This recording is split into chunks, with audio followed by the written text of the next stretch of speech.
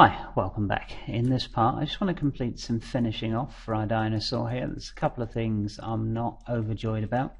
The first one is the eyes. I'm not really loving them as they look right now, although when we come to do them in Maya, of course, they will have some reflection on them, so they'll look better, but still I'm not really loving this colour. It doesn't kind of pop against this vibrant skin tone we've got. And also I want to give him some lips basically, so I want to just add a little texture around the lip area. None of this should be very time consuming. So let's start off by adding a little bit of texture around his lips, and then we'll move on quickly to the eyes. So I'm going to come up here because this is where the lips would be. Now if you're ever unsure about where something would be on the UV, you can always just paint over it and have a quick look. So if I go Ortho UV and just take a brush and paint it here, I can see now that this would be around the lips. Okay, it's fairly easy to work out where things are. Now Control Shift and C to clear the buffer, and let's give ourselves another layer for lips. So I'll just rename it such. Then I'm going to drag out my lizard skin here, or my alligator. I'm going to get it to about a size I feel comfortable with. I'm going to just move it out of the way, and I can't paint, so I need to repeat this. It says semicolon, and now I can paint with a repeated pattern. Okay, now I'm then going to have to, if I do this on a separate layer, use another hue, saturation and value node. So the better thing to do might be to do it on the alligator skin layer I've already got, so this under skin texture layer. If I just click there, and this way when I paint that in, it will come in using all the modifiers that I already have for this. So if I just clear that and use the opacity, so I'm going to go on quite a low opacity, and I'm just going to come in and paint around the bottom of the lip here.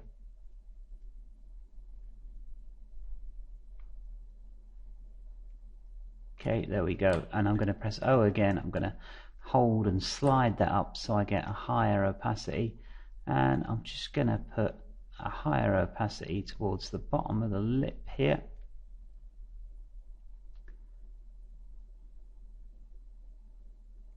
Okay, there we go. I'll press B to bake that down, and I've given him a very basic lip texture, which just differs a little bit and helps distinguish that lip just a bit.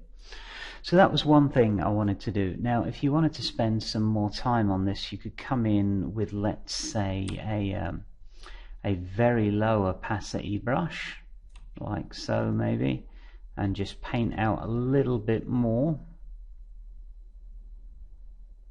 And the opacity on this might be a tad high.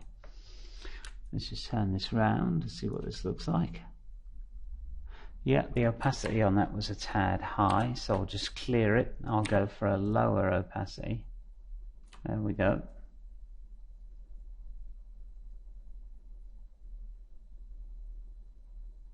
That'll just help to blend it into the white texture we've got going on there. Okay, just a little bit in between the nose. Seems alright. I'm going to bake that out. And there we go, that helps to define some sort of lip area, add a bit more texture to that top mouth skin. Okay, so quite happy with that. Now, the last thing that I want to tweak really is these eyes. Not happy with the look of those at all. So I'm actually going to use a different layer for that, and I'll use this one that I was going to use for the lips but ended up not, so I'll just rename it to eyes. Now to do this I'm going to have to repaint this eye. It's not much of a problem, same way we did it before. Just pull this over, get it to approximately the right size, and the reason I'm going to repaint it is I want the pupil a bit smaller. Maybe not this small, maybe around here. So I must be on a very weak opacity of brush, so let's just make that fully opaque, and now I can come up here and I'm just going to paint this out. Don't worry about the white in the background there for now. And R to change the brush radius so we are not here all day. There we go. Okay, and I like this guy with a slightly smaller pupil. There we go. And I'm going to bake that out, and I'll notice it's just off center a little bit, so I'm actually going to have to just come up here like this and just repaint it in. Sorry about that. Okay, there we go. So that's shifted that eyeball there. Done. Now I'm not happy about this graduation. It turned out to be slightly the wrong size, so I'm going to hit P for paintbrush. I'm going to pick a lighter color around here, and I'm just going to come out and paint that thing like so. I'll change the radius of this brush a bit.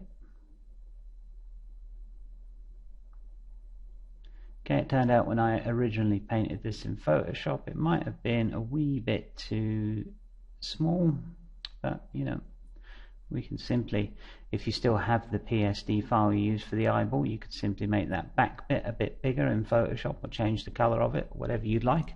Or in this case, I can simply just paint it out like so. Okay, that will do. And then I'll need to do the same to the other eye, of course. So again, just get your little image out, and let's move this into position. So like so, making sure the pupil is in the middle, and then we'll paint this out just like so. And then again, I'll just go on to the bake that down. I'll go on to the paintbrush tool and just paint around the outside of the eye. Done. It probably would be a better idea to just make the outside of the eye a little lighter in Photoshop, but I don't happen to have the file handy. Let's just check those eyes. Okay, they're much better.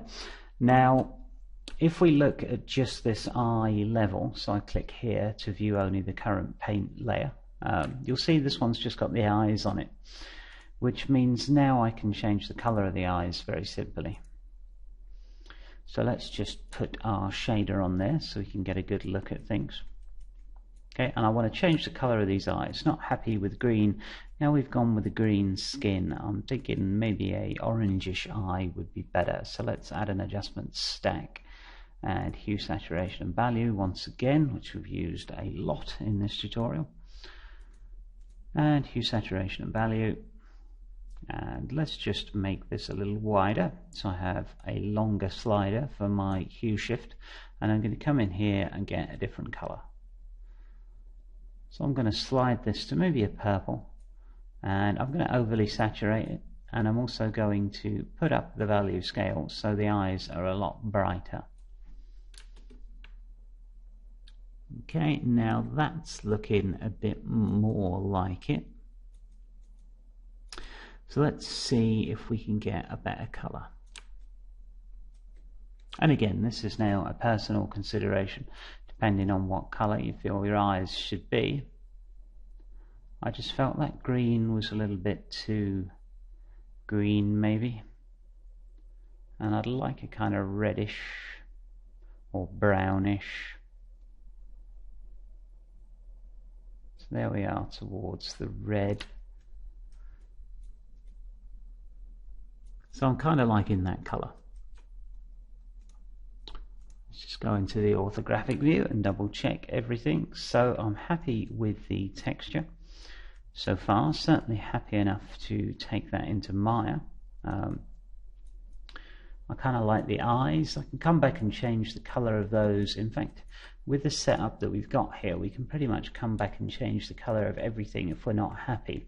But for right now, I want to get this guy into Maya, so we're going to need to export these textures. So we have all this, but we wouldn't necessarily want to export them all one at a time. So we'll export flattened. So if you right-click, export flattened layers, and we can export selected or export them all. In our case, we'll export all of them.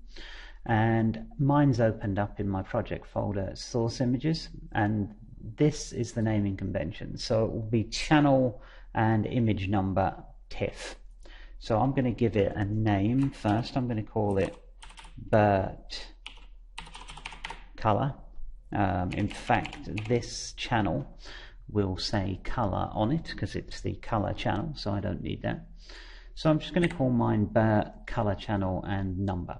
So let's export all patches, and this can take a second depending on how many layers and how much complexity you've got. And 70% should be done in a second, and there we go. Right, but apart from the color layer, we also need the bump channel. So let's click over to bump, and let's do the same thing. So export all layers flattened, and this one we'll call Burt channel. So this will be Burt bump dot the image frame number for the UV map, which I'll explain in a second. And now spec. So here is our spec channel, and again export all layers flattened, and Burt channel. So this will be Burt spec. Export all patches. So if we now just open up our project folder here, so I've got mine under Burt UV, and I look in the source images, you'll see I've saved out a Burt bump 1, 2 and 3, a color 1, 2 and 3, and a Burt spec 1, 2 and 3. Now the 1, 2 and 3 simply relate to the patches, so patch 1, patch 2 and patch 3 for the bump channel, the color channel and the spec channel. So really, if we look under our color channel, so let's go up to color here, and I look just at the UV view, you'll see here that this will represent patch number 2. So 1, 2, 3. So if I open color number 2 in something like Photoshop, you'll see this. So let's try that, make sure we've got everything correct. So I'll just double click this and open it up in Photoshop.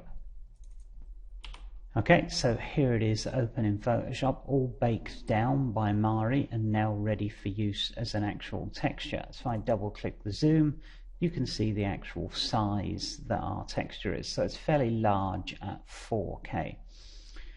So now we've got all of this kind of sorted out, we'll keep the Mari, so we're going to save here in Mari.